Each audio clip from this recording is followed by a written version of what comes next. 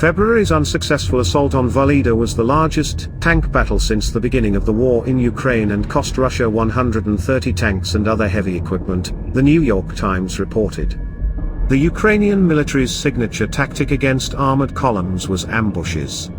The last few videos on the channel have just illustrated moments of this very battle. The Russian army lost no fewer than 130 tanks and armored personnel carriers in the 3-week battle.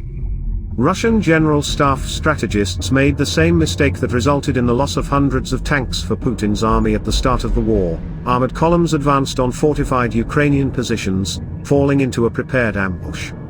In one case, a column stopped directly on mines, and the tanks were then shot like turkeys at a shooting gallery. After a year of full-scale warfare, the Russian occupiers are sorely lacking experienced commanders.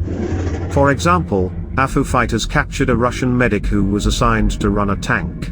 The Russian army has been focusing on tank warfare for decades, creating tank biathlons, and even mythologizing it. But reality is not a staged TV show. They can get punched in the face. That's if to put it very mildly, but in reality, you know.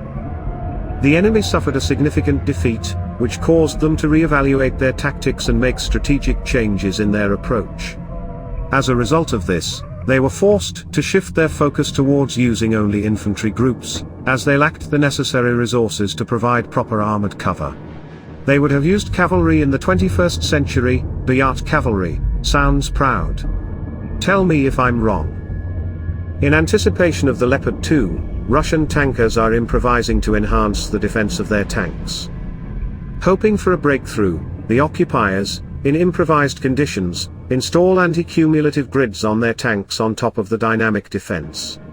The question arises, what are they hoping for? Most likely, this will give the crew confidence and increase the chances of defense against RPGs and VPN drones, and that's it. As we can see, they still have to reach the Leopards and other NATO beasts unscathed. Overall, fear of the Leopard 2 is generating horrific creations of primitive genius, and the hysteria of the crews has already reached its peak.